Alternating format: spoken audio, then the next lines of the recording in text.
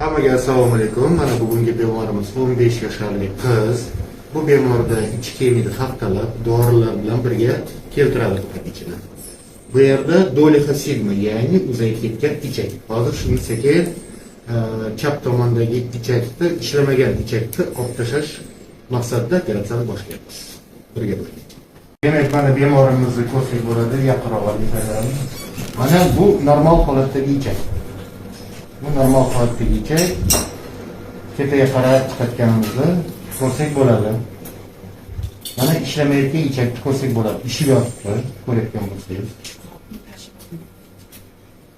Bu ichak juda katta. Mana shu ichida to'liq aqlab yig'iladi gazlar bilan.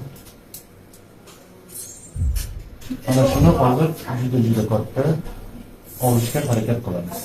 Bu tepagacha borsak, yana yaxshi ichakka kelamiz. Mana yaxshi ichakka kelamiz. Mana shu ichakni olib tashlash maqsad.